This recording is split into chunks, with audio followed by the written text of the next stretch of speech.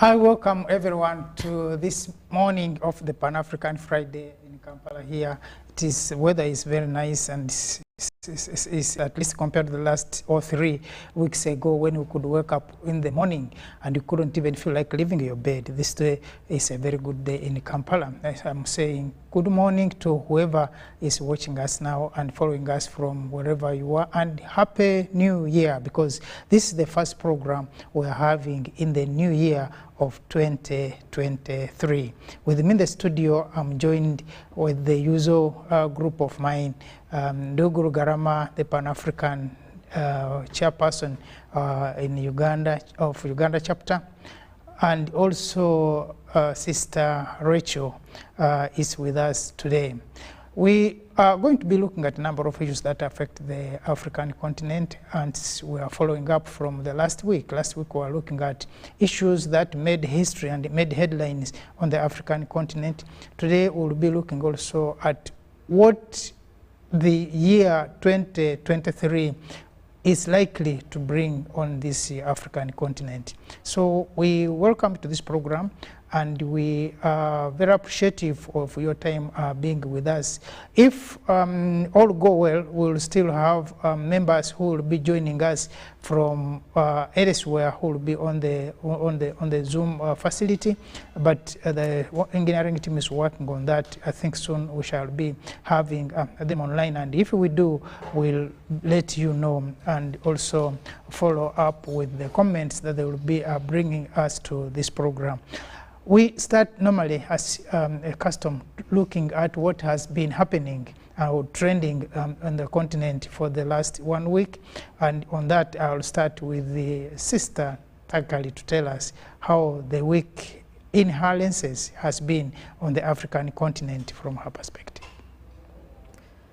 Well, I'm grateful again to be on this set at this time, New Year. Oh, of course. And, we're looking forward to even greater things. But for me, maybe I have a bias of my own, but my week has been made by... Life is all about biases. All right. Okay. Exactly. But I think for me, my week has been made by Mama Suluhu Hassan, Okay. who has lifted the lead. No money could do that. Okay. Well, I don't know, but I think that is a very positive step on her part, and it holds promise for these democracies that have been struggling in many instances. And of course, there is the case of President Ruto, who has also been setting out some of the parameters by which his administration will perform its many tasks in the coming days, and so on and so forth. But I think this sets the tone. This promises to be a packed political year for many countries across the continent. It promises to deliver interesting moves here and there. But I think, all in all, the race has begun to our usual Pan-African dream. Yeah, but of course you have brought up something which is very important, especially in the Pan-African perspective.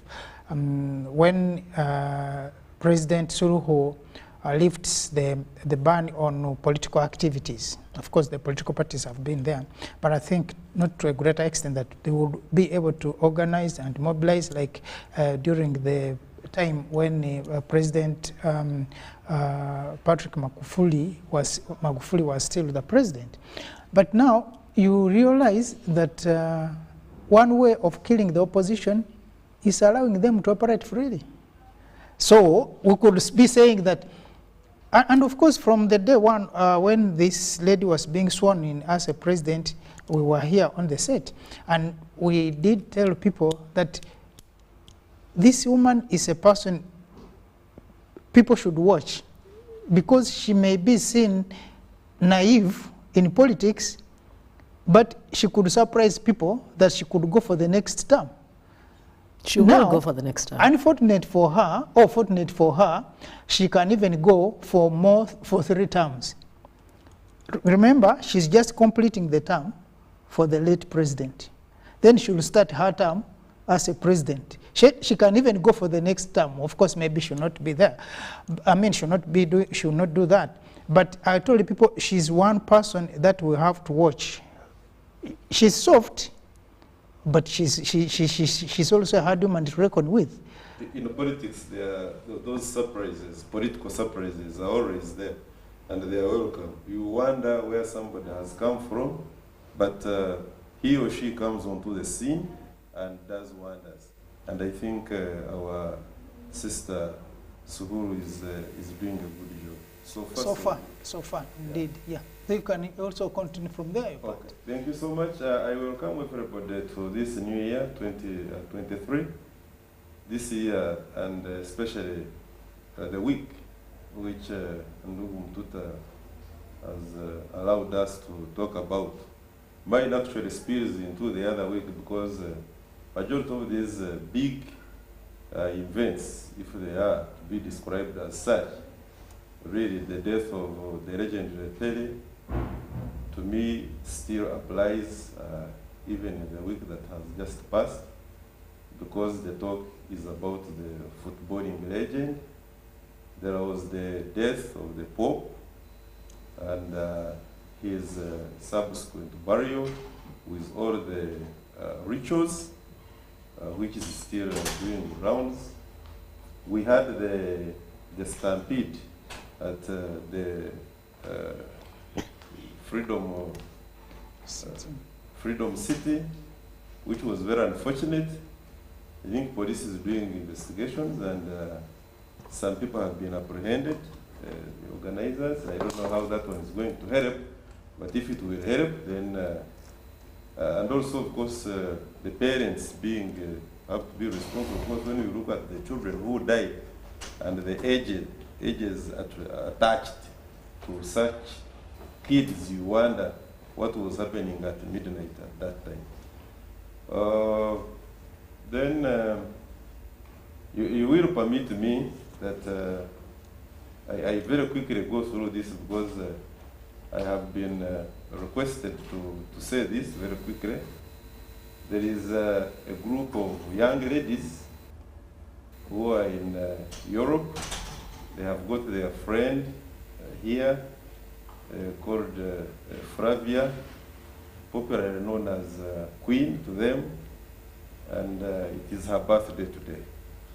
2, she has also completed her studies, bachelor's degree. So they are first of all wishing her the very best of today. They have extended a fully paid trip to her for a visit in Europe. They have also requested that she draws up a plan, 5-year plan. We are going to support that dream. They have also given me a special message which I should deliver to her today. So, and I think that to me ends my week. I thank you so much. Yeah, you talked about something which definitely was very unfortunate, especially for the Ugandan audience, where you have to lose lives because people are celebrating. We, of course, saw that at one time when we had a terror attack in Kampala, when people were watching World Cup, and thank God this time it ended well without any of such incidences. But losing 2 children as a family, I think is terrible. It's very absurd, you see. And any parent definitely feels the heart, feels the pain of how you can lose 2 children in a single moment. But like you said, also the road carnage. I don't know if you have also looked at the road carnage. We have there was a family that lost 3. Yes, 3 children. The family of the retired judge. Yeah. And when you look at what happened, the cities, because that was not a one-off. No, the buses during that, and you see, my question is really, why can't we do self-assessment as a society but also the concerned agencies. You know, we have got the concerned agencies to do with transport, and they surely know that when it is time for the festive days, certain things are bound to happen. But you look at the level of recklessness, majority of these accidents, and I remember last time we tried to talk about some of these things, speed, the state of our roads, the state of the drivers themselves, the state of the vehicles being driven. I saw a video of a bus during this festive season where a driver was driving but also had a plate of food as he was driving, but then he's also eating. But they've also been drinking as they drive. That is Exactly. not new. And to me, like I have no problem with that if that's how the driver has decided to behave. But you people who are sitting behind him, looking at him do that, don't you, then doesn't something run in your mind that you are running dangerously? Because eventually you end up crashing and you will be lucky to have your leg or hand amputated, or you will be dead.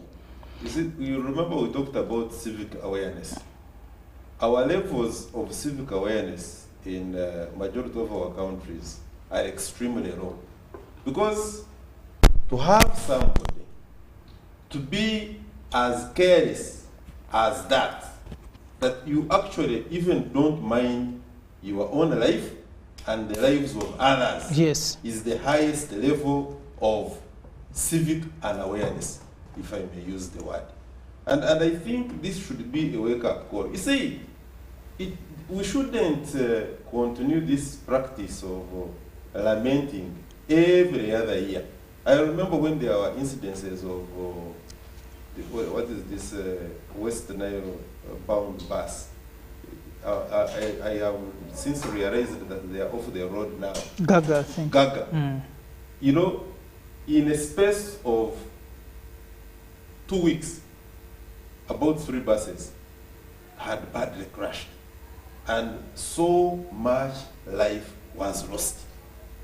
But you see, I didn't see very serious, sustained punishment to deter the same company. And no wonder eventually, not that I'm happy about the company having wound up, but because I think the problem now of transport to that part of the region due to the collapse of Gaga is piling up. I would have loved that they stay on, but check themselves. Exactly. What we need to do in the transport sector is to be as aggressive as humanly possible.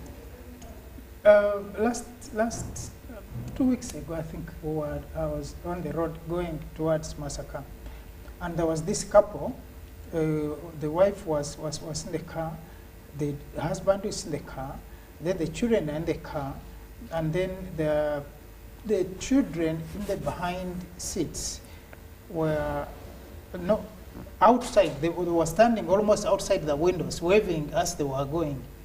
I watched. I thought maybe it was something temporary. Children were just excited, and the husband is on the wheel, and children are all over in the windows, and they're driving. So we got somewhere at the police checkpoint and asked. I drove ahead to the police checkpoint and told these guys, please stop this man and the wife before the children are killed.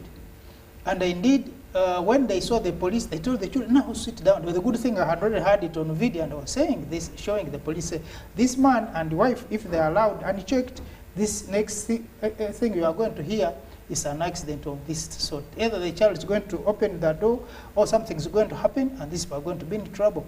So sometimes it is not that we should have to wait until the police stops someone, but I think as citizens we also have a responsibility to stop some of these accidents before they happen. Because if you are in the vehicle and someone is drinking and is eating and you are able, of course I know sometimes you are all in the car and you are also all drinking. So it is okay, because even when you die, I think you die happily. But when you allow someone to be drinking, and for you, you are sitting waiting for the crash, I think you are the biggest idiot in that vehicle.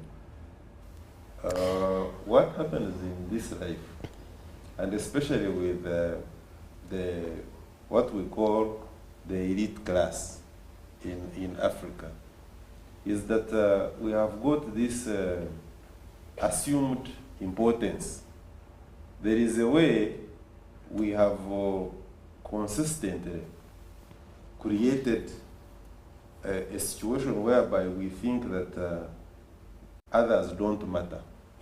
We are at a level where we do things with reckless abandon. And it is, we are also giving these children what I would call deceptive kind of lifestyle. Because you see, you try, for instance, the kind of situation you are describing here to us, to put the glass up, make sure they are sealed. The child will cry and start hitting the glass, and then you say, no, let the child, you know, and then he or she is going to put the head out, and you are at 80, 120 speed. Moreover, without even baby lock. Majority of these cars you see on the roads here, they don't have those facilities. They are DMCs. Even some of them don't know how to use them. There you go. So, first of all, poor driving skills. We don't know the abouts of the full abouts of driving a car. Moreover, on a highway, we don't know the car itself, and then we are indisciplined. And I think this is not something that we should just keep talking about on such a national broadcaster. The concerned agencies are there. Yes, this is a forum where we can educate ourselves because we also are parents, but the agencies must ensure that we increase the levels of civic awareness. But Bwana Mututa, there's also something very striking about that stampede situation. Sure.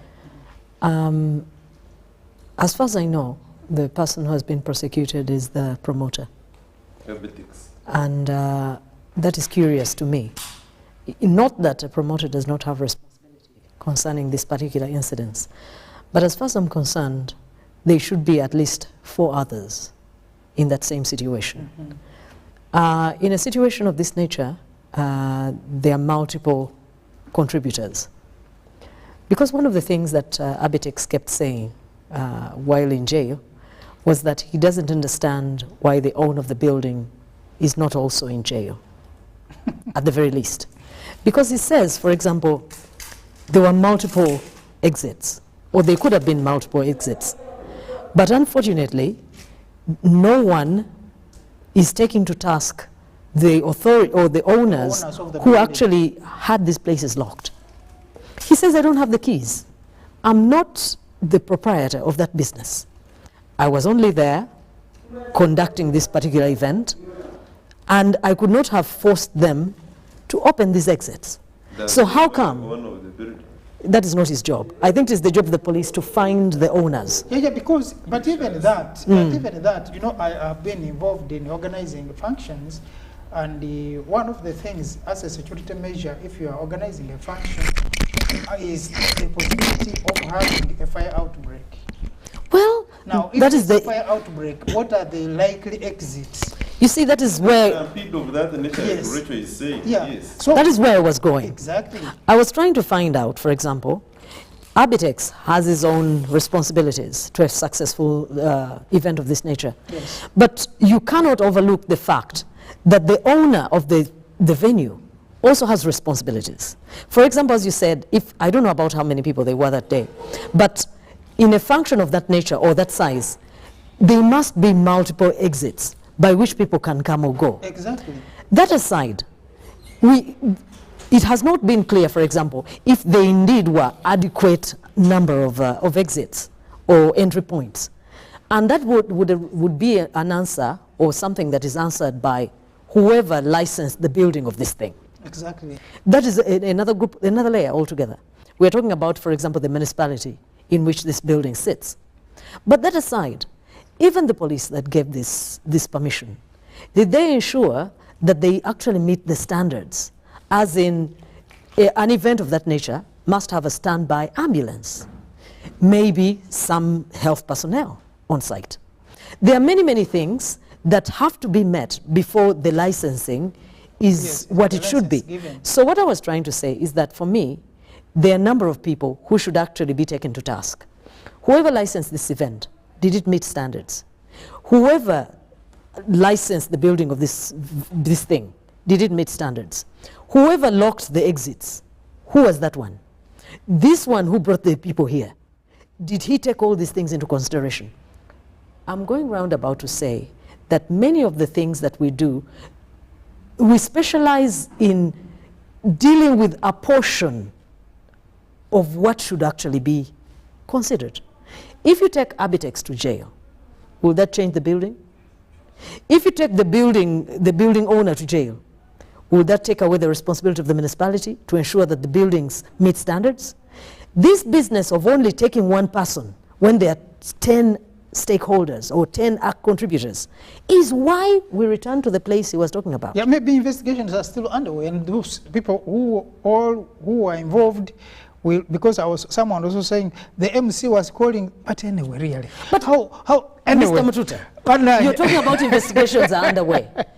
How long does it take to establish, for example, that these exits are not adequate for a crowd of maybe 10,000 people? Does that take 2 weeks? Yeah, because sometimes when you get to this, people could be looking at this as something which is going to be a simple function for maybe a few hours and then to end and people will go away. So these details are not, because these details are only considered with the people who are professionals. You are talking about the police, because I'm sure these people also hired security to be there. In other words, the police was hired to be there to look at any criminality, but maybe they were not also involved in the planning, because if they were, I'm sure, involved at the planning level, they would have looked at all these details. But it is possible that police, that what they were involved in was now guarding outside to ensure people are peaceful, people coming in and going out, but all these details were not looked at. Now, like you are saying, to bring you back to where I was coming from. Exactly. Why do we always do things in such a way that we leave these things, we never complete processes. Professionalism. We never enforce standards. Yes, because we never complete what we start. It is also coming at the time when government saying to be a promoter, to be an artist, you must have certain credentials, you must be registered, and you must have the PIN. All these things are, in fact, this part of the professionalization that government is talking about. And I think that if they take it from this point, to me, it is the right way, in the right direction, because then people will be more responsible, but also responsive to some of the environment in which they are operating. I think, to be fair to our viewers, maybe this is a concluding remark on this, I don't know. But we have given it a little bit of time, and I thank you, Comrade Matuta, because of the importance it carries. The life. This is not the topic that we intend to discuss today. But to me, why we are so concerned and probably a bit annoyed is because the Uganda now, where we have come from, under this particular leadership, we shouldn't be having such gaps. Sure. I think that's the bottom line, really. These gaps should have stopped something like 30 years ago.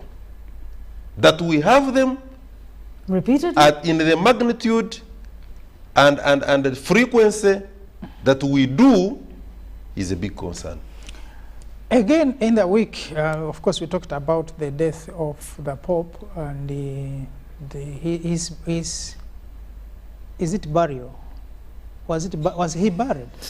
Yeah, he was buried, because you see, burial, when you laid bring rest, it to I think or maybe, sure. And he's being laid rest because I'm sure he was not buried. He was put somewhere, and like until further notice. So our understanding is that burial must be put in the ground and covered with. That's the African way of burial. He's not an African.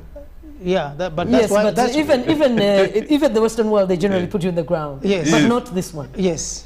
So this he's, one. he's resting somewhere. Well, I Someone thought is he was somewhere. buried. The Queen is But also may resting. his soul rest in With him in eternal peace. peace. Now, while that were burying the Pope, then your friends are failing to, for the fourth day now, failing to have a speaker of the House. And they seem not to be having any idea on what to do. And one of my persons were discussing last night and were saying, why can't they get the ideas from Africa? Because if they did, by now they would be having a speaker in the House. By what means? And What journey was he talking about taking? Because we don't have, that situation has never existed in the on the African continent. I How think do they that achieve this? the- By hook or by crook? Is that Just it? knowledge and you'll have it. No, the point there, somebody who said that was just trying to be, to downgrade our politics.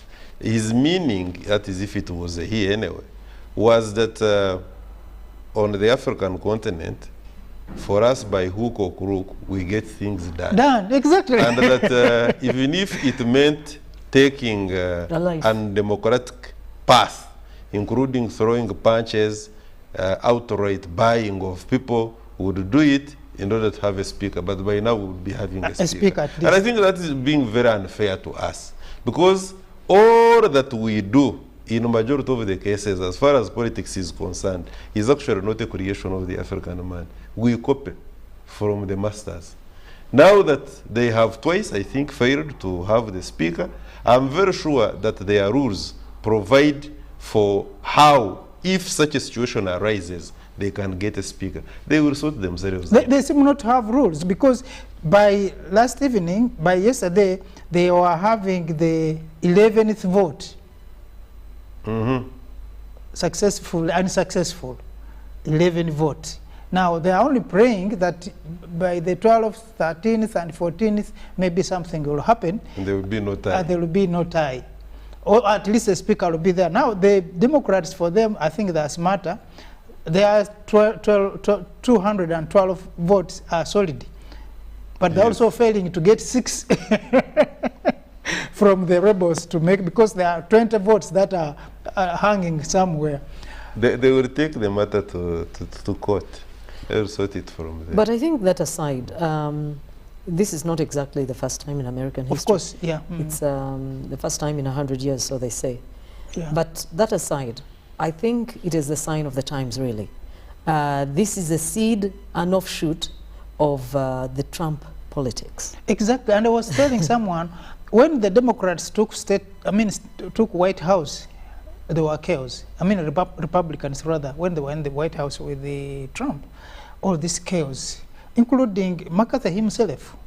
Not only that, McCarthy is emboldened by the support of Mr. Trump. Exactly. And he that's the feels unfortunate, I think. he feels he has to continue this this travesty, really, until further notice. But there are options, of course. But the deal cutting is what they don't want. They would have to reach a compromise where, for example, they would enlist the help of the Democrats on a compromise candidate. Now, the people who are doing the holding up, they're about 20. Yes. Hardcore Trump-like people who are saying this man is not exactly cut from their cloth. So they want their abrasive and really archaic style of politics to be perpetuated. So they're holding out and holding the whole party hostage. They're not open to compromises. They don't want anything but what they represent. And we're talking about 20. So they're really the minority, but they keep the numbers from being where they should be. But what I was trying to say is that it really informs many of the debates we've been having here for a long time. When you have a head of state who is bad for the country, those seeds are internalized by people who perpetuate that crooked and unacceptable way of doing things. And that is really what we've labored to do these many months, saying when we have bad leadership in Africa, it is a seed that we pay for generations. And when we have good leadership, it is also something that we reap from for years to come. So it is better to entrench good practices from which we will reap from years to come. Trump was there just 4 years, but look at the mess. The ripple is still continuing. Yes, viewer, wherever you are following us, we thank you for your time, and we are still continuing with the discussion about African issues. Now, we are looking at Africa 2023, the outlook. How is 2023 going to be in Africa? How is Africa going to look economically? How is it going to look politically? How is it going to look in terms of security and all these other issues that we have been affected in the past year, including COVID and other outbreaks for Uganda, including Ebola? When we look at Africa, especially in terms of democracy, how are we likely moving? When we talk about issues of conflict, because the good thing, I think, I was reading some report which indicated that at least Africa, among the 15 countries that are going to be hotspots for conflict, Africa has, I think, 3 or just, I think, 3. So that is, I think, positive in the 2023, that we may see a lot that has been happening in terms of conflict and struggles, conflict on the continent, are going down a bit in the year 2023. But as we go in 2023, what is going to feature most in this year on the continent, especially the elections that are going to take place on the continent. And we have a number of countries that are going to be involved in the elections, starting from southern part of Africa. For example, we have Zimbabwe. Zimbabwe is going to have its second election. I think it's going to be a first election after Mugabe, because the other one was death. Yeah, so they are going to have the election, and the current President Mnangagwa has expressed his interest in taking part in that election. From the southern part of Africa, also we have Madagascar, which is also going to have its elections this year, also around the same time. And so when we look at this, beginning with these 2 countries, I will want to have your takes on this. When you look at Nigeria, what should we expect?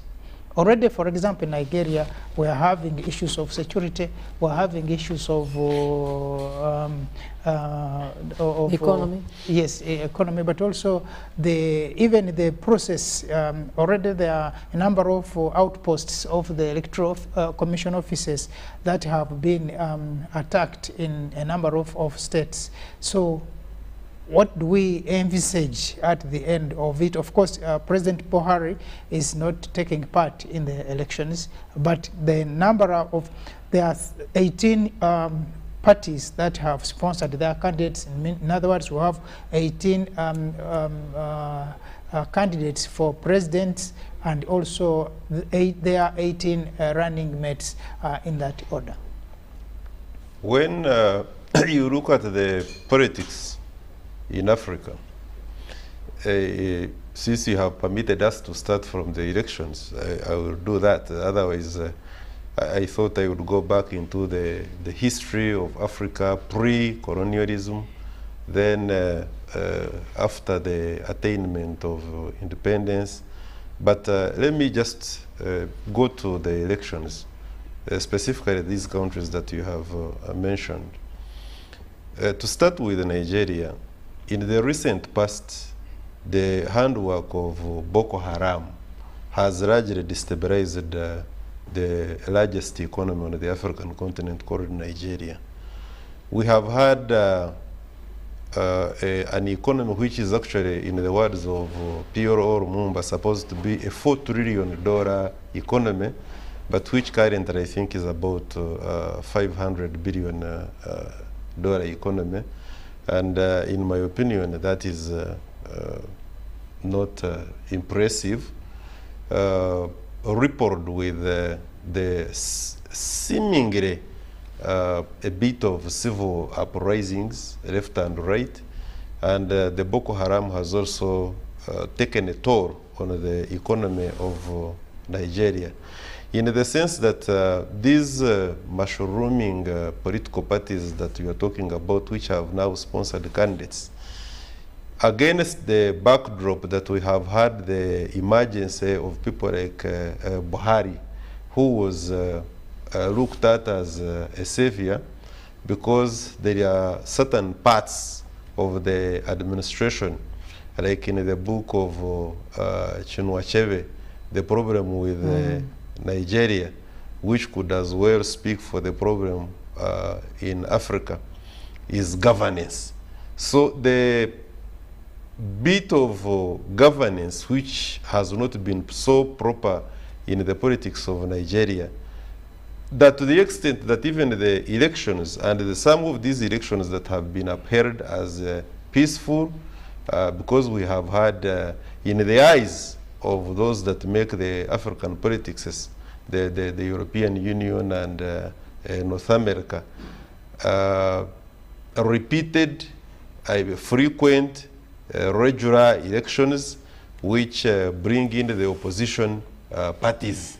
Then if you are an opposition member and you come onto the fore, you are going to be, that particular election is going to be upheld as being democratic, because it is constructed that in majority of the African governments, the ruling party usually creates a situation whereby there is no breathing space for the opposition. So I'm looking at the coming elections in presidential and other forms of elections in Nigeria as, in my opinion, going to be a litmus test, because we are having a whole package of these challenges, political mainly, and of course affecting the economy, at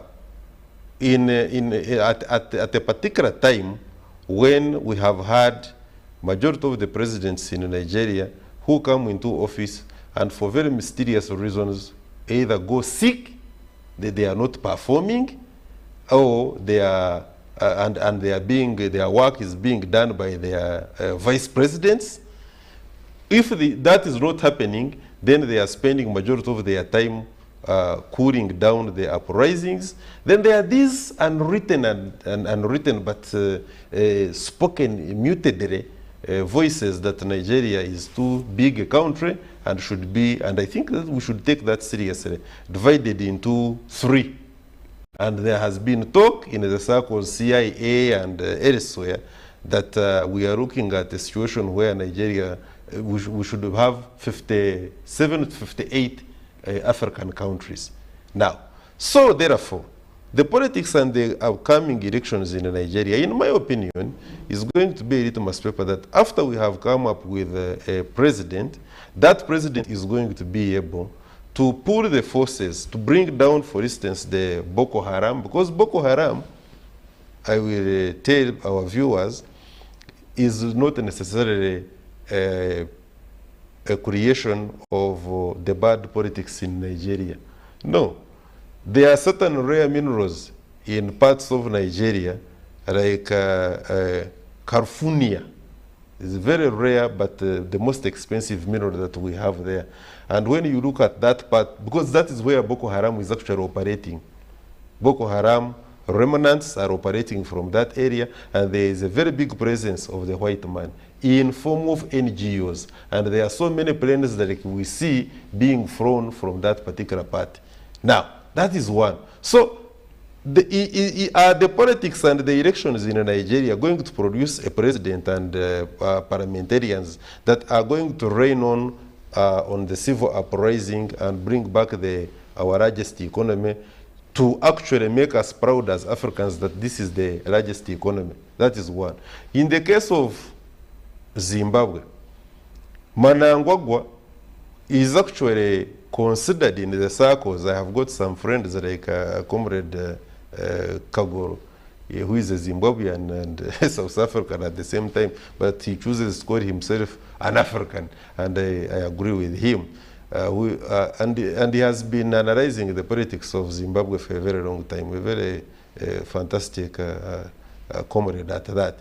And he tells you that, look, if the Western world has had Comrade Mnangagwa as an iron-handed man during the administration of the late Robert Mugabe, that actually his famous name is the crocodile. The crocodile, yeah. Now, if that's what he was doing, that he was the man behind all the kind of manner of politics during the time of the heydays and after even the heydays of ZANU-PF.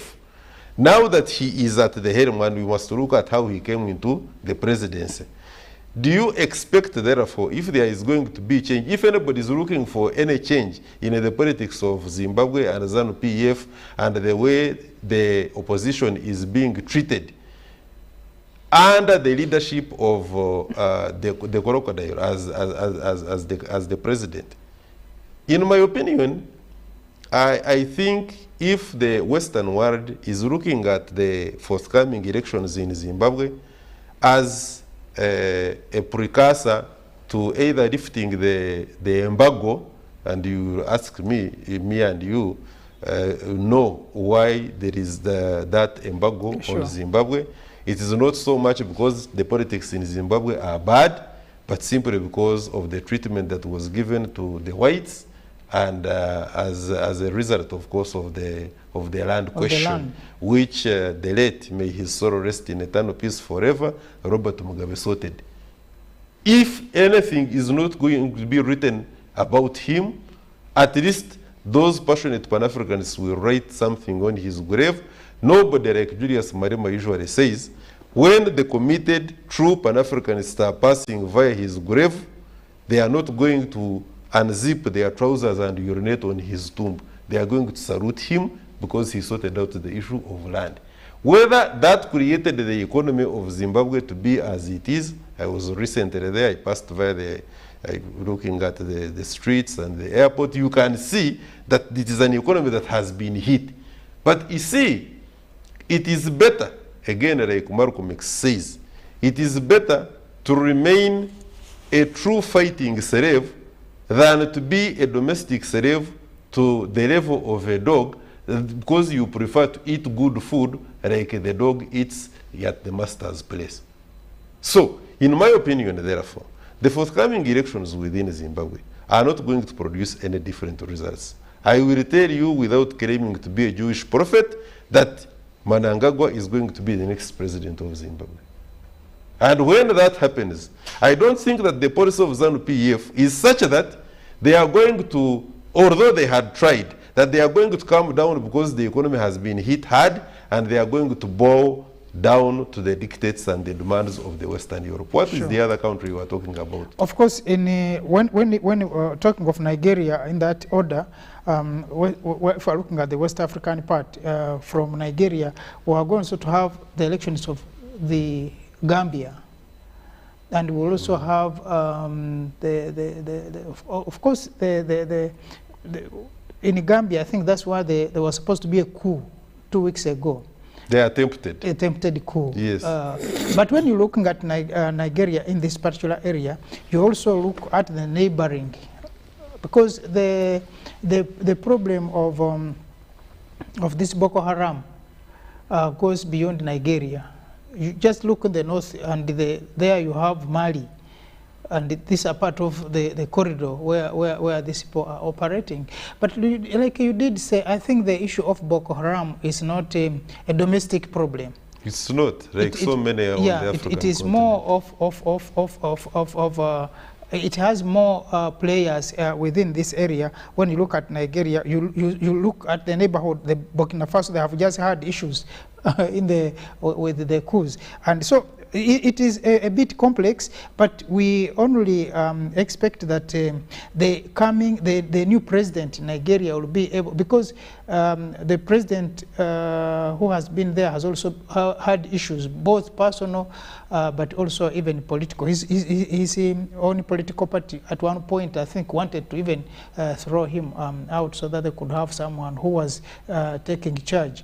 But I think the new president in Nigeria, the first challenge will to sort the security issues in that country. But of course, these are not new issues because other presidents have been in and been out. I'm thinking, and I hope maybe this time, this man who has a name like Elugwara will make it, and if he does, maybe because he has a background, having been a president, Atiku, if he makes it, maybe he will have a chance to maybe handle some of the things. But he has also been a number of times trying and failing, and once you fail 1, 2, 3 times, it becomes a common feature. I think Rachel had something about Nigeria. I think for me, the Nigerian situation, much like Nduguru Garama was saying earlier, is really a very good example of the struggling political situation or the struggles that have beset this continent. I think a case in point is the fact that the first refinery that this country is said to have, since they began their oil exploration and exportation many decades ago, is said to come on stream here in a few months. But it is owned by a person, one individual. Can you imagine? It's owned by Africa's richest man, Mr. Dangote. And the fact that it took Dangote to build a refinery in Nigeria, and I heard the Nigerian finance minister talking about they will be getting 20% of the proceeds. And I'm thinking, from Dangote. Is this man okay? Is that a good thing? All Africa, these years. That is Africa for you. All these years, 6 decades or plus, Nigeria with all its wealth was not able to build a refinery, a decent, or operate one. Exactly. And now that they have reached a certain place, it still belongs to one man.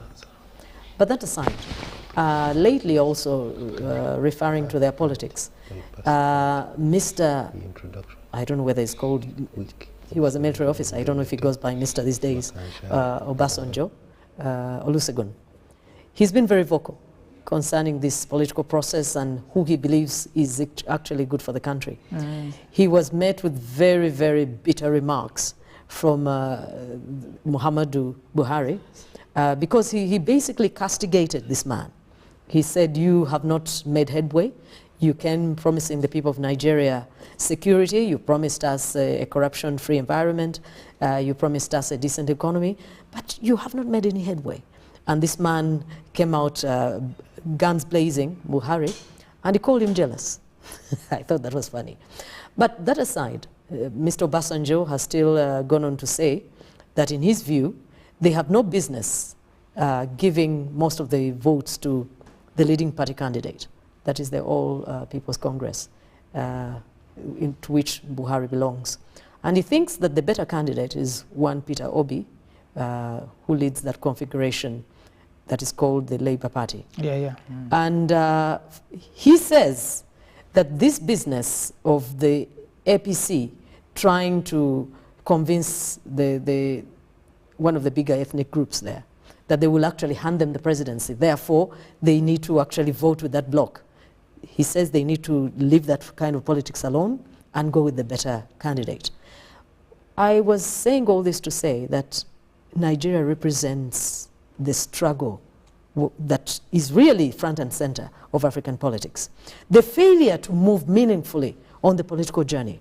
I mean, you move 2 steps forward and move 3 backwards. Not 3, 10. That's funny. Yes, 10. Now, at the same time, because the same struggles, as we said, every candidate promises that they will actually do better concerning the revenue that they have and that they will actually distribute resources better, but they never move. He was talking about people who are asleep on the job, people who are kind of shadowy, they never really stamp their authority over the country, they never really take full charge of the security. It's terrible. You know, the military, it was really ashamed when the people found out that they're not even equipped decently. They're not trained decently. They're not able to stamp the authority head and shoulders over the Boko Haram. It is a shameful situation. Yeah, sometimes politicians, especially in Africa, are forced into compromises. Sometimes you have to compromise on, but I think it's With not Boko only, Haram? it's not only compromises, because again, from this fiasco of the speaker in the US, I've realized that some people, I think, can sacrifice everything, because you remember this man was saying that 2 people can sit down here and even can impeach the speaker, there's no problem. Then people are asking, for you want to go to an office which is not there. I mean, are you sacrificing everything for the sake just that you want to be there as a speaker? But sometimes I think Africans do a lot of sacrifices that affect their performances when they get to offices. Because like you have said, if you are our politics in Africa is again going back to clanism, to tribalism, to religionism, to all this. Then where are we heading? It means that when you get to office, his idiots will come in, the clansmen. When you want to touch this man because it's corrupt, people will say, but you remember, we supported you, and this is our person. So, in other words, that is a compromise. When you want to touch this one, then the bishop will say, but you know, he's the only Catholic we have. So, are you, or is the only Muslim who is in your government? So, some of these compromises then will affect your performance and your administration in the long run. So, basically, some of the problems are self-inflicted. Now, when you don't have a strong leader who is going to say, if that is the case, If you are corrupt, you are corrupt. Whether you are my brother, you are my sister, you are my clansman, you are my person, we go to same church, we will have to face the law as it is. It is not rare. So, I mean, it's not common. So, this is some of the things that you need. But we see this happening even when the new administration comes on in Nigeria. That is what I really wanted to point out, that I think the greater tragedy is that there are very few people left, yes, if any, on this continent who come to power to actually cure the ills of society. We have descended to a point where people are actually in it for self-gain. They come with grand promises, wonderful manifestos, glorious explanations. Year after year, there is no progress on those things. Look at the case, for example, of Mali. Mali is one of those that has recently faced upheaval in terms of changing governance. And I think there were, I don't recall very clearly whether they actually succeeded in toppling their former government, or they actually tried. It's one of those situations. But they said one of the reasons why they actually wanted a change in leadership was because the governments could not stop the advance of the Islamists. But the people who are there, and we're talking about military strongmen, these Islamists are making steady progress towards the capital anyway. So Bamako is now finally within striking range. They said, look, France, you are not delivering. You're only taking our minerals. So please, you need to go. You sit in government, you're not making any progress in security terms. But look at you. Now they're in the place, they have the levers of power, no answers. Exactly. That is the problem. That is what we were talking about the last time. That elections are not moving us forward. Talking of which, in the same region of the West African bloc, Liberia is another country where the elections are going to be held. And your friend who? Mr. Weah. The one who went to the World Cup and stayed on vacation for 2 months. Exactly. The whole president, yes. Exactly. And he was paid for being there? Exactly. You are talking of changing the governments, changing the presidents. Does that even have any meaning? No, because none of them has the interest of the country at stake. So we were talking about this the last time. Elections do not mean you're progressing. We've been deluded all along, saying, look, the frequency will actually deliver the prize. No. In fact, we get worse candidates by the election. People get worse each time. So the answer is not in the way we are doing this political process. The answer is in the quality of the individuals. Unfortunately, they are very good at hiding who they really are. You are talking about Mnangagwa. Mnangagwa promised movement in certain areas. He gave up long ago. He's now just having a good time off the backs because, but of the people of Zimbabwe. Again, talking about Mnangagwa, when you are talking about Mnangagwa, you also think of how he came to be. Because this was not the best of the best. But the Now he compromise, says he is, and yet there is no movement. the compromises we're talking about, actually the crocodile, if it were any other government that took over this Mwanawasa, for example, if Mwanawasa took over government, Mnangagwa would be in jail. Okay. Levi. Yes. Who will allow No, that? you see, again, this is what we labor time and again to explain to our viewers. The nature of politics on the African continent is not, in the majority of the cases, organic. What happens is that even when you look at Levi,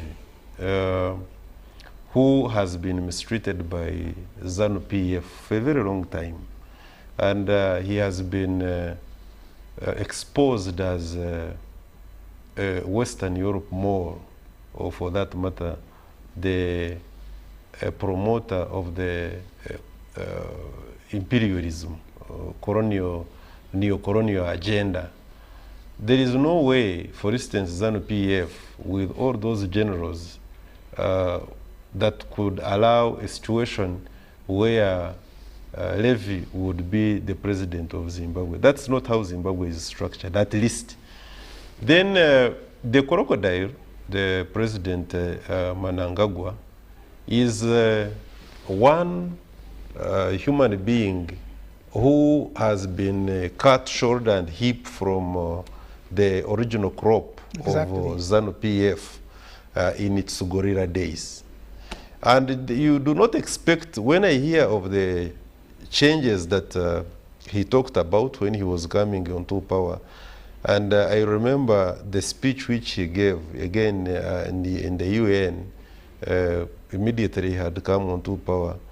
I think it had a lot to do with persuading the Western Europe so that his country could be rescued from the shackles of the economic shamble that in which it is. But you see, at the same time, who put him, and you did ask the question, who put Mnangagwa into the chair? It is ZANU-PF. Now, the ZANU-PF as a political party, with the way it has been battered, all the years that it has suffered notwithstanding, is one of those old revolutionary political parties that you are not going to rate it with some of these other African political parties that you can play around with. Sure. They stand their ground, and if, for instance, it was not Comrade Uncle Bob and the kind of respect they had for him, I can assure you that the way he was going to end was not going to be good. But they could let him say whatever he had to say, but they are the ones who had the power. So Mnangagwa, even if, by the way, he had gotten saved and changed his ways and said, me, I'm going to pursue a certain line that is going to appease the Western Europe, they will not allow him. The ZANU-PF is still ZANU-PF, with all those generals who are there. It has not shed its skin, and not until the entire old crop dies out shall we have, like, for instance, I will tell you, the NRM, we have it the way we have it today, because it is one of the parties that we should be talking about anyway. The NRM as we have it today is not the same NRM that we had during the prime time of the Alhaji Chirunda Chivejinja, may his soul rest in eternal peace.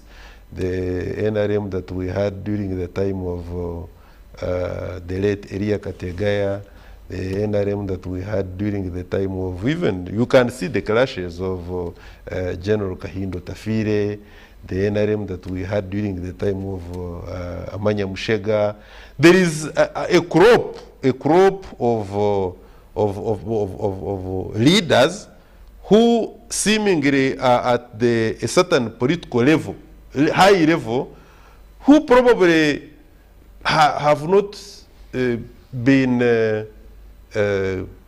dipped deep in the NRM ideology, that there is that clash, and you must have seen it. There is that clash between this kind of crop and the other crop which didn't do its job. Because if you teach a child properly, you will not have a problem with succession.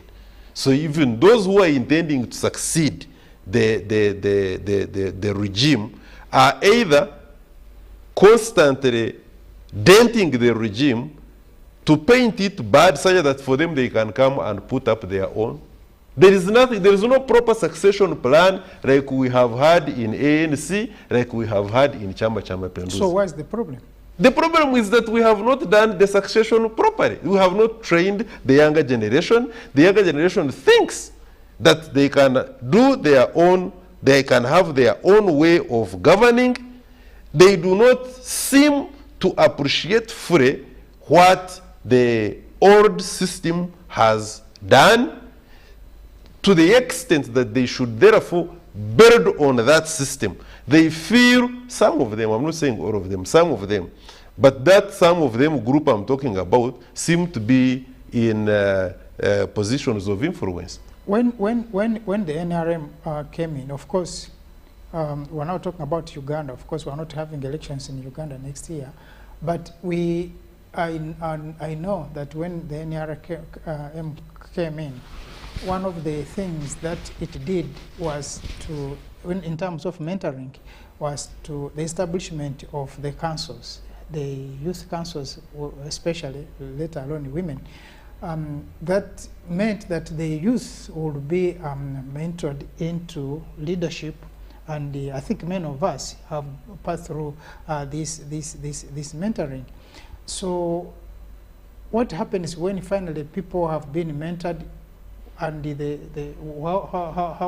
how again do they relate with the system? I think that has been the problem, which is not the problem in ANC, and which is not a problem in the, talking of the post-independence parties, which is not also not a big problem in the Chama Cha Mapinduzi, because you remember, the one thing which for me I liked about Chama Cha Mapinduzi is the card identification and placement. This is what I wanted to talk about. There is such a thing in NRM called card identification, training, placement, and there is also constant monitoring, assessment. Do we do it here? Frankly speaking, do we do it here? See, the moment systems do not lie, the moment a system is functional, the results will tell you. If the body is healthy, it will show. And I Rachel think has something. that is the very thing that, as I say, we go about it in many different ways, but that is really front and center of what we labor to bring across. We cannot forget that our immediate neighbor, DRC Congo, will also be in it this year. And there, we also have the reigning AU chairperson. Actually, we shall come to, we shall come to. Yes, he also has an election on his hands this very year. But one of the things that plagues us, just like Ndugu Rugarama was talking about, is that we really have little to do in terms of understanding where we're coming from, our responsibilities in the present, and definitely how to deliver a decent future. For us, many times on the African scene, there seems to be a permanent and sharp disconnect between the past, the present, and the future. They seem to be, in many people's thinking, apparently many of our leaders, there is no connection with where we're coming from, definitely not where we're going. So we live today as if it will have no implications going forward. And therefore, we keep inflicting the same harm. We keep living our same mistakes. There is no sign that there are people who have internalized their past experiences, and in fact, they are living better today in order to deliver a good tomorrow. That is why we keep talking about, for example, President Mnangagwa doing the same things of Ndugu Mugabe and other people elsewhere. We are talking about now Buhari doing the same things as Obasanjo, who used to be there before him, and Abacha. It is the same cycle. For example, when Mr. Tshisekedi came to power, or when he assumed the presidency, or the top chair of the AU, he said some of his priorities. I will mention 3. He talked about, for example, COVID-19. Then he talked about peace and security. And he also said, among other things, that he was quite keenly interested in, I'll start with those two, peace and security. One of the things that we can say he's been doing is to make sure that he challenges, for example, the fact that the troubles of DRC, military troubles, insecurity troubles, are imported. There's things that are manufactured by some of our neighbors, and some of them further away than we are. But he has been very clear. DRC has its challenges, but it has also had many foreigners who have added to their problems. So for him, he has taken it head on and said, look, if we don't solve the consistent interference in our situation, we cannot move forward on this front. COVID-19 is one of the things that was very much, many of the contributors to where we find ourselves in terms of COVID-19 answers came from far from where we are. What I'm trying to say, Mr. Mututa, is that while many of us are caught in these election cycles, the fact that we refuse to address the true challenges that pertain, that have roots in the past, perpetuated in today, and reborn in the future, is really what bedevils Africa. So what are these challenges that we are talking about? I think when we come back from the break, that's what we're going to be looking at, the challenges of Africa. As we continue with the cycles of elections, year 1, year 2, year 3, year 4, and we seem to be going back to where we started, or even worse than where we started. Where is the problem? We shall be looking at that as we come back just after this break. Don't go away, it's going to be a short time.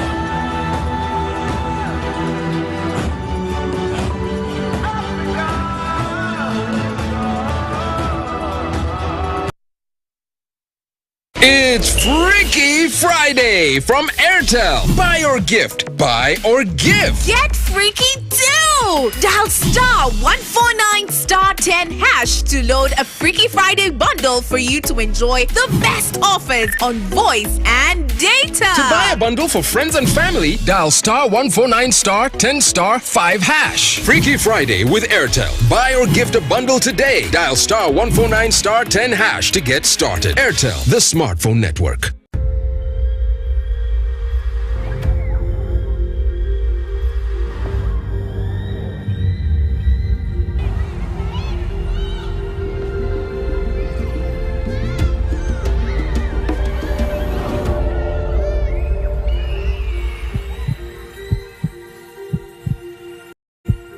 It's better to foster respect instead of fear and pain. Cause a good school equals a better life. Raising voices. It's our mission to secure your money. Protecting your money is as important as earning it. It is for this reason that the Deposit Protection Fund of Uganda, DPF, was established by the government of Uganda to provide deposit protection to customers of regulated financial institutions. In the unlikely event that your commercial bank, credit institution, or microfinance deposit-taking institution fails, the DPF will pay you up to 10 million Uganda shillings.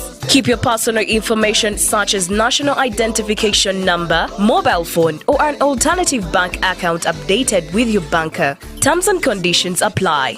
For more information, contact DPF at Aha Towers, Plot 7 Lodell Road, Kampala. Call 0312-206-400 or visit our website at www.dpf.or.ug. We are the DPF. We protect your money. Protection Fund of Uganda.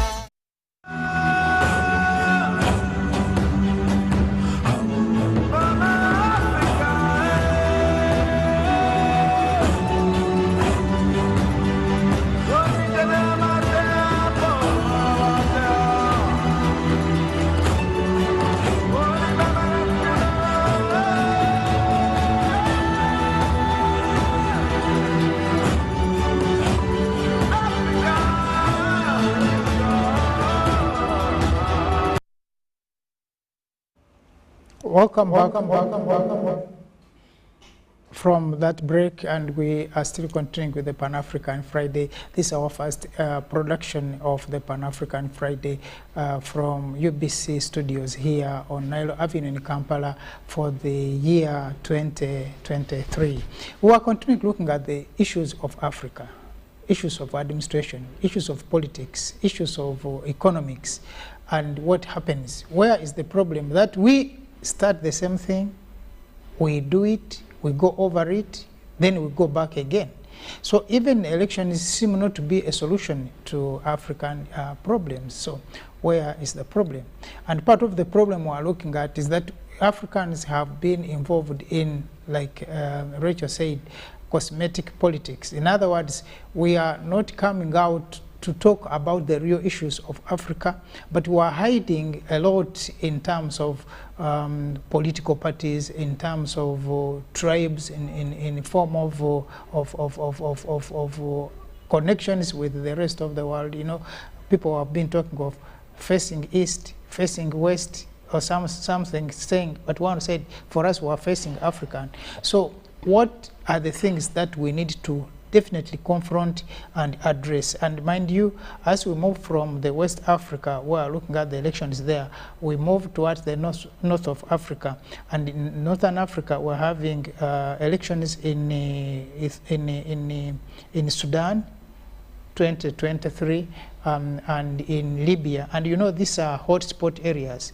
In Sudan, because of the coups, because there were two coups, the first one, but also the second one, where the prime minister was kidnapped. The coup created, removed what it had created. You see, Comrade Mututa, you are having your hands full today, because there's just quite a lot as we commence this year. But let me try to finish up on the issue of elections. And I will just make a statement that be it Sudan, be it Libya, of course we know what the Western world did to Libya. One of the shining examples on the African continent, which was ruined. There was a conspiracy between America and the so-called other NATO members, and they assassinated Gaddafi. They have created that beautiful country into a garden of sorts, because they are stealing the wealth of Libya in a manner that has never been witnessed before. And the kind of politics that are being played in that particular country are just a horror movie, if you asked me. And therefore, the forthcoming elections in the country called Libya is not something that I can comfortably sit here and say is going to restore peace, because the intention of America, France, and these other sisters that came up to do what they did in Libya was never to allow Libya remain on the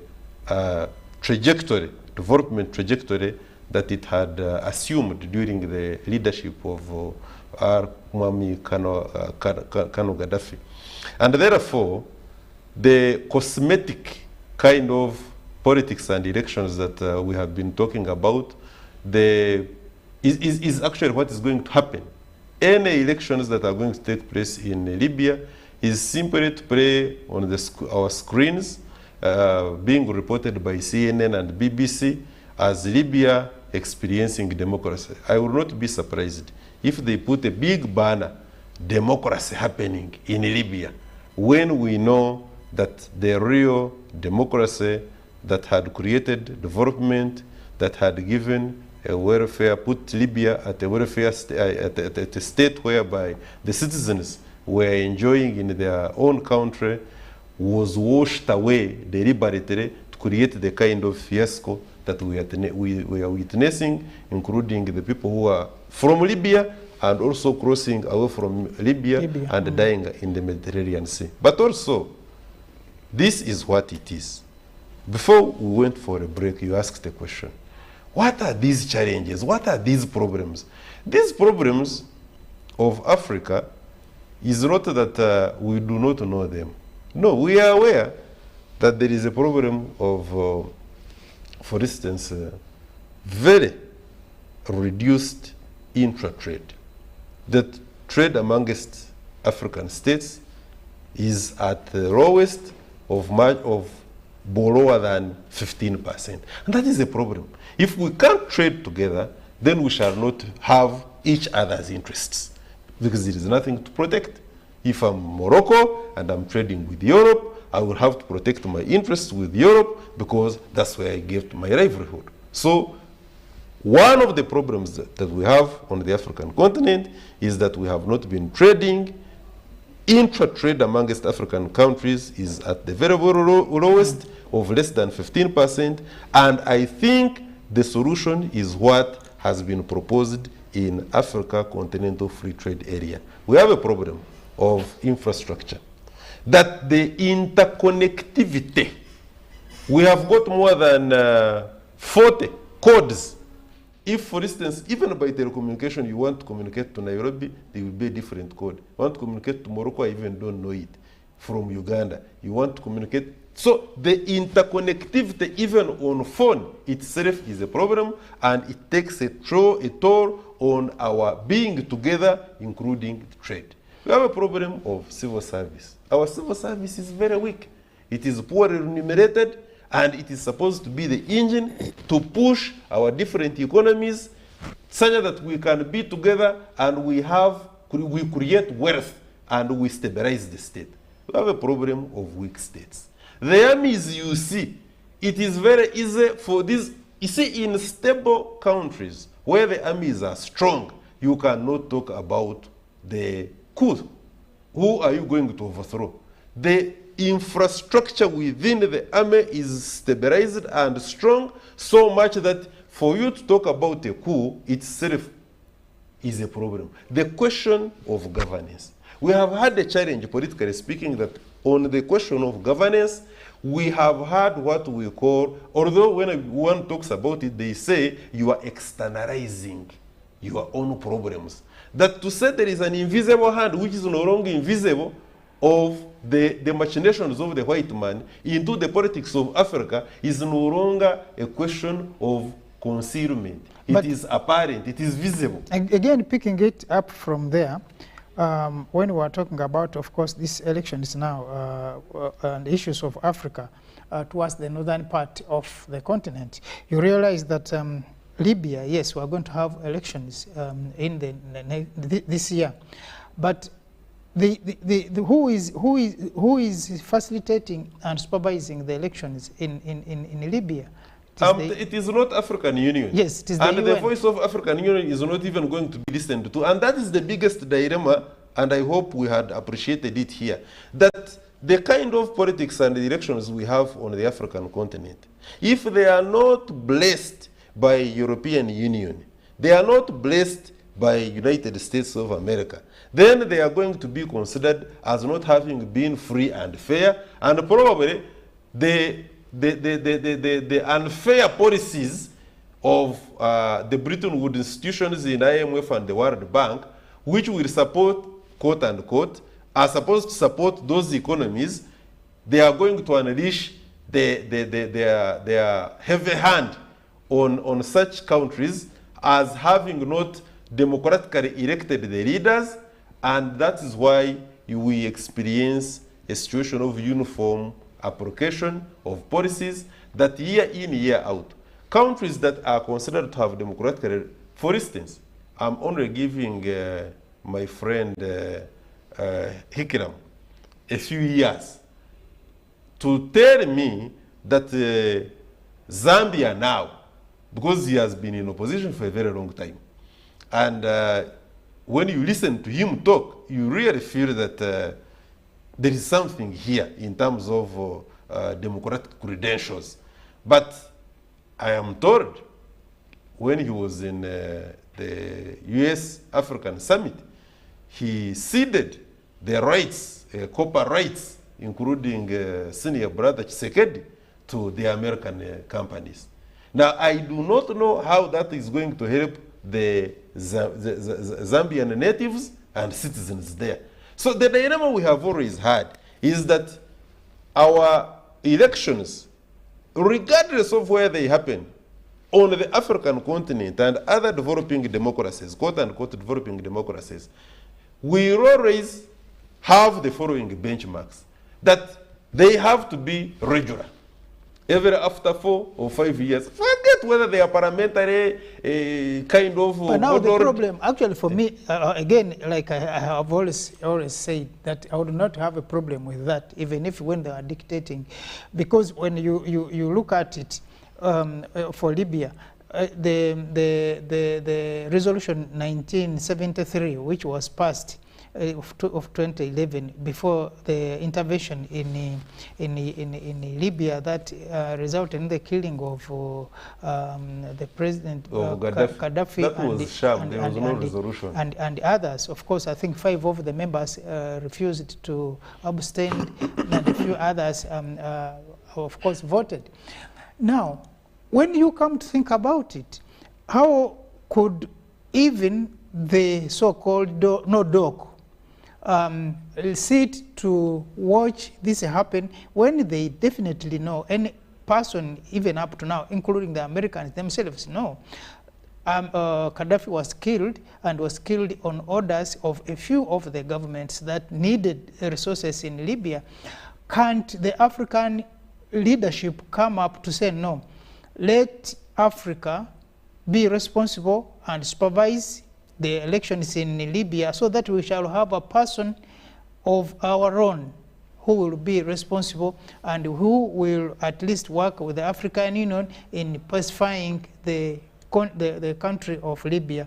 Can that not happen? We are moving Rachel? there. I'm just straight before Rachel comes in. We are moving there. That's why I'm saying I am happy with the progress of African Union. African Union is not necessarily where it is supposed to be, but there are certain things they are trying to get right. I am very sure we have had countries here and examples, Rachel will talk about them. We have some examples where African Union observer team has come and they have said, we are satisfied here. And the European Union, they have had their word and we have largely ignored them. The reason why we still had a problem, and that's why we must be very careful, is that they will always have their MasterCard. Their MasterCard is that they are the governors, they are the leaders at the International Monetary Fund and World Bank. Then the individual countries in the European Union also do give us money. Now, he who pays the piper calls the tune. But they're not giving you free money. It doesn't matter. You don't have it. I think my question was concerning this Libya situation. Who are these people who will be voting? Libya is divided. Yeah, 2 governments. So who are these ones you're talking about? Is it the East or is it the rest? Who will be voting? So, at the same time, the situation that pertains in Libya is not very far removed from that which pertains in the south of Sudan. I know they're not having an election this year. They were supposed to have an election and they've been playing tricks A ever number of since. years They've later. been playing Whenever tricks. they come closer to an election, they go fighting. They come with another trick. But what we are saying is, Africa. I have not had anyone heaping pressure on these people who are prolonging their tenure illegally. When it is convenient, we heap the pressure. We say, AU says, okay, you the people of Mali or the people of Burkina Faso, you're no longer welcome at our meetings, we'll no longer do this and the other. I don't hear anybody talking about South Sudan. Is it right for them to lengthen their tenure illegally? If it is not right for someone to overthrow another in Burkina Faso, it is also not right for Salva Kiir to perpetuate his stay without the people of South Sudan agreeing that he should. This lack of consistency is one of our chief problems, by the way. When it is convenient, we say, oh, we'll elect leaders. When it is not convenient, we say, please, not now. And who is benefiting from this? this perpetuation? Our elitist leaders who no longer represent the purposes of the people, and of course their Western counterparts. Thank you very much. You must look at the contracts. Who has the major contracts in South Sudan? So for roads, for bigger infrastructure. And so that will it is really these people, the people who are permanently meddling in the affairs of Africa, are the ones that determine that your election, Mr. Mututa, is good. It's okay. Even when the people say it was not good, the people in those capitals across the seas, not cutting say, you short, not cutting you short. The other time, I think there was a plane that was intercepted in Sudan carrying gold. Okay. This one of these groups that have been hired by the group of Russia, which has been hired to do all these contracts. Yeah, Wagner Group was intercepted, running away with gold, and part of this gold was from the central bank reserves, because one is saying before we come to elections, we must take. Of what country? Of Sudan. Yes, Sudan. South or Sudan. No, Sudan. Sudan. Now, when it is at their convenience, they'll say, we are now tracking the minerals coming out of Congo. He knows. They will even, we, the Western world, are certifying that you, Mr. Mututa, are trading with diamonds that are not bloodstained. I think I have even an experience on that, and I was telling some of these people when we met, they said, why should we have certificates for these diamonds, for this gold from Congo, from London, New York, and Brussels? Why? That is to remind you. That is to remind you that even what is in your soil is not yours. So we were revolving around this election question. Unfortunately, the elections of Africa, I said that the last time we were here, we, the citizens of Africa, are largely bystanders. Including our leaders, actually. We watch as someone else pulls the levers. Many of these people are sitting in Brussels and in London. They decide, and that is what happened to the people of Egypt. The people of Egypt decided that they wanted that man of the Islamic Brotherhood years ago, and the people in Washington said no. They overturned that election.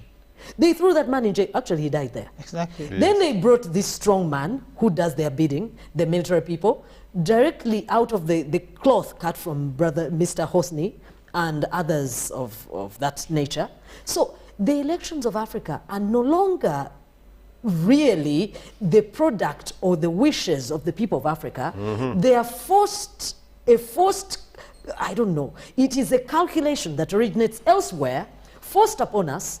Even we, the people of Uganda, if we should decide now, hold our election, fair, just, the way we should have it, and we produce a candidate saying that the people of elsewhere, if this person does not respond to that pattern, they will remove him. Unfortunately today, because our satellite couldn't allow us to have people connecting with us, we had aligned a number of people to talk about this. But we're also hearing now that most of the elections in Africa, Bazikwatamu. Of course, they will say that one when it is not convenient. I have not heard them talking about South Sudan. But when they find that this is an example, our president, Mr. Museveni, that he's in the way of some of their things, that day they'll bring out all that we know, why the elections have never been fair, why he has never won an election. The merits of those arguments are not what I am talking about. I am saying these people decide the goodness or the badness of whatever's happening here, depending on their interests. It has nothing to do with the rightness or wrongness of what we do. Or the outcome of that particular election, the product of that particular election, what he or she is going to do for his people. The point really which Rachel is making passionately, and I cannot agree with her more, is that the nature of politics we have on the African continent, the multi-party politics, for instance, the kind of political parties we have in the larger measure is not organic. They are not ours. The nature and the brand of politics is such that we play to the gallery of the people and the interests and continue delivering of results Western Europe. elsewhere. Now, what happens is this. Let me just a little bit go back to your original question. You are like, but what is this? At the end of the day, why don't we, what are these challenges? The challenges, the few I had mentioned, I would just add that we have a problem of ideological bankruptcy, in the sense that we do not seem to be allowed or even attempt, in a majority of the cases on the African continent, to develop our own ideology. Our ideology that unites us. We still suffer the pangs of colonialism, whereby we are going to have and expand differences in a religion, that if, for instance, one is Anglican, another one is Catholic, and another one is Muslim, therefore we are different on that angle. And we have fought wars, because that wouldn't be a problem if it ended there. We have fought wars, majority of the wars on the African continent. You go wherever you want to go. I said here, and I will repeat it. Majority of the wars on the African continent, tell me what major differences are among those fighting tribes. In Nigeria, I am Igbo, you are Fulani. I am Muslim, you are Christian. In Cameroon, you are Southern, you speak English. I am Northern, I speak French. But we are in the same country, we do not agree. I am in Uganda. I am having a rebel group in Kasese. We are largely Muslims. We cannot allow kafiri. I am in Central African Republic. We are of a brand and a tribe that is not necessarily the kind of tribe which is in power. You go back to the words that were said in 1963 by the president who came from Central African Republic, and not even trying to think for Kwame Nkrumah. He proposed that if it were possible, the headquarters of AU should be situated in Bangui, in Central African Republic. Now, when you go there now, if Kwame Nkrumah was to resurrect, would he be happy that actually his proposal and had the headquarters of African Union been set there? Would he feel comfortable? You go to countries like Democratic Republic of Congo. What are the differences? Why are people fighting? Simply because the white man saw that this country must be kept apart. He must create all manner of trouble in there. The foreign, what they call other neighboring countries, must be in that country, operate rebel outfits. The tribes themselves must be persuaded to engage in more of useless stuff than developing their own country, so that you can continuously have the deployment of MONUC and MONUSCO to purpose, and you call them agencies of United Nations, so you keep exploiting and taking minerals. Now, at the end of the day, that ideological bankruptcy has enabled Africa to be penetrated and exploited 100%. But Chinua Achebe suggests that to be able to measure up to the whims, to the interests of the white man, you needed to study his language. And we have done so by sending people to go and study their culture, study their language, and study everything about them.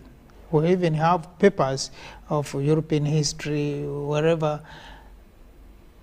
When we do all of these things, are we benefiting? Because at the end of it, we can. But I think the problem is, if you are sending people to do things and they are not immersed in their own reality and in their the full trueness of who they really are, it is just like applying, maybe if you add milk to water. If the concentration is not what it should be, the resulting drink might not be palatable or may not be something that you want. In other words, these Africans that we are sending into the middle of the white man's pot, how concentrated are they?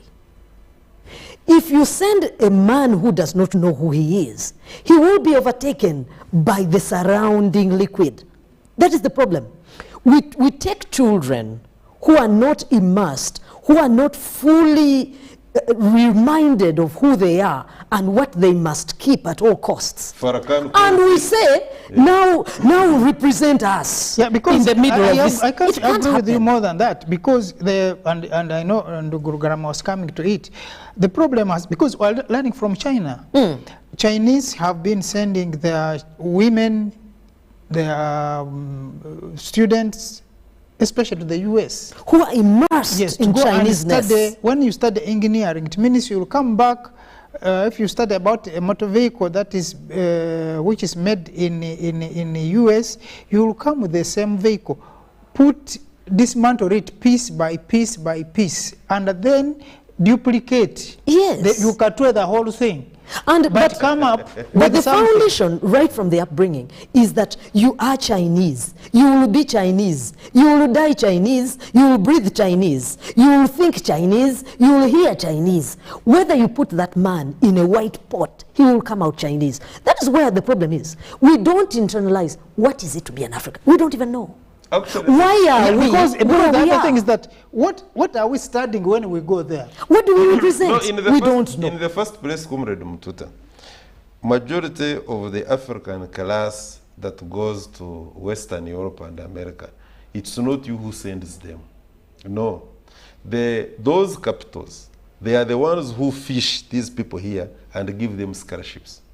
That is one, and that is dangerous. Exactly. You see, what happens is but that even somebody who calls you, yes, somebody who calls you and gives you that scholarship will determine how you study, what you study, and what you... Because actually, it is a problem to us. And there is a time when we were discussing it. We were like, look, we are here fighting with GMOs. But remember the people at the helm in the ministries of agriculture on the African continent, in banks, be it central banks and what have you, they are products of the so-called fine schools in the Western capitals.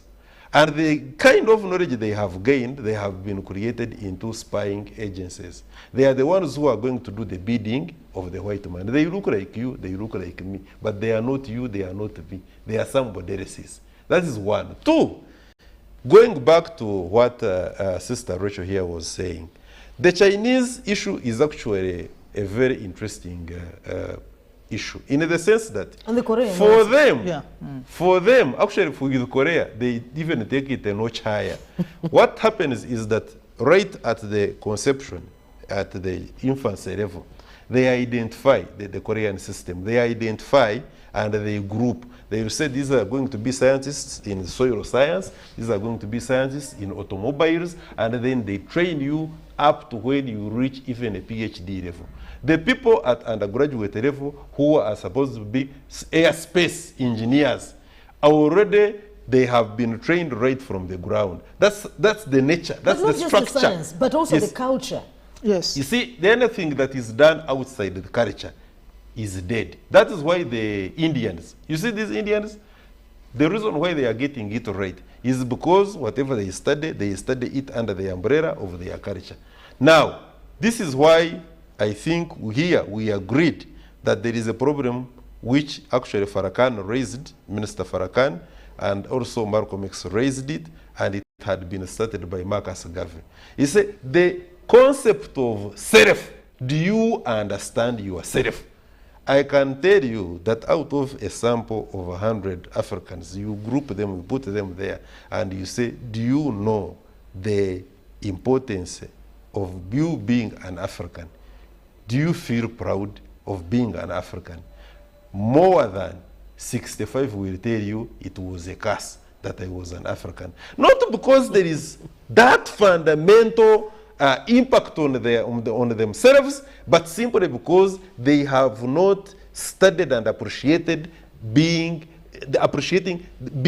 yourself. They want to be somebody else, not themselves. Yeah, but maybe they are right, because sometimes unfortunately I come to think about it. When you see what is happening in Africa, when you see what is happening in black communities outside of Africa, talk of the other country where we had the issues of Black Lives Matter? Yes. Talk of these other guys who... So what is wrong? What is the connection between bad omen, bad luck, violence, karma, with Africa? That issue has always come up, and I have always had my take on this. You see, when you do not wear lenses, and you look, for instance, at the situation of the black community in America, which is always painted by the supremacists in the White House and security circles, that the African man is by nature aggressive and the black woman has is got angry. a criminal mind. Yes. You will take it at that level. I can tell you without any single of doubt, 101% clear, that when a person has been over a number of years cultured into the art of believing in self-inadequacy, denied self-identity, created to believe that he is less, create the situation and circumstances around him and enable him with equipments and agencies to disable him to achieve his full potential, that person will always believe that he is indeed inadequate. The black communities in America, I can tell you, once given the opportunity to thrive, and they have proved us, wherever they have, even through struggle, not that the systems are proper, even through struggle. Look, Oprah Winfrey, if it is these shows and what have you, sure. They are the ones who are holding #1 top shows in such a so-called land of opportunities. No, actually, if it is athletics, you go to come to it. basketball, go to Many anywhere. people would think, in fact, that when under Trump, I think for him was very, very open and racist. He talked about it. I don't know if being racist or being himself. He was saying that Africans, when it comes to entertainment, when it comes to what else? I think 3 things that he mentioned, that they are very okay, and we seem to be progressing very on those lines. But for me, I also believe that, but they like should you have said, also mentioned that even in politics, the White House, they called it White House because they knew it would already be occupied by white people. When by accident Barack Obama came onto the front, even the white man could not resist the prowess, the political maturity and prowess, and that ability to deliver. He was voted into office twice. That tells you, therefore, that what used to be the preserve of the white man, a black man can do better twice. yeah, but of course the other point that you are bringing in, and which Rachel was talking about, is that while we talk about these black communities, even those outside of Africa, we also need to look at how they came to be. Talk of Haiti, talk of the Dominican Republic, talk of those in Germany, talk of those in Cuba. How did they come to be? In terms of? How they came to exist there. It is, I think, of course, slave there's trade. something, yes, that they found themselves in a place which they were not supposed to be.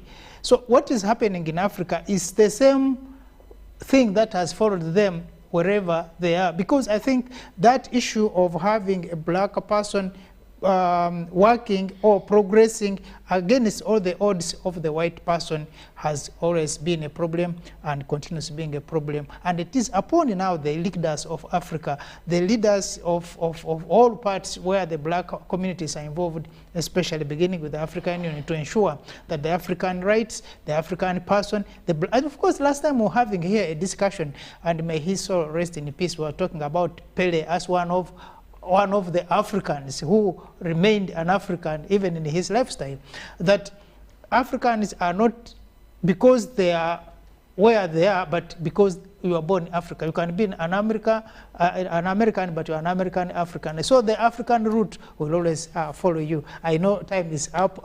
Viewer would have discussed a lot on this, and we shall have one time to talk about who the African is. Are you an African because you're born in Africa? Are you an African because you're black? You are African or what? What makes an African to be an African? But thank you for the time that you have been with us for today, for the first program in the new year of 2023, the Pan-African Friday, and I know we shall be continuing with you for the rest of this country, of the year, as we talk more, and we bring you more updates on what is happening on your continent of the African continent. Thank you so much, and have a nice time. Of course, we expect to have our friends who have joined us from West Africa, from US, from Kenya, but because technology today has let us down, but we can promise that next time I think we shall be together on a number of discussions as we continue. Thank you so much, the production team. Thank you much, my fellow panelists, and thank you much, the management of UBC for this time. And have a nice weekend. Take care of yourselves, because we are still in the celebration mood, and it can also be dangerous if not well managed. Thank you so much.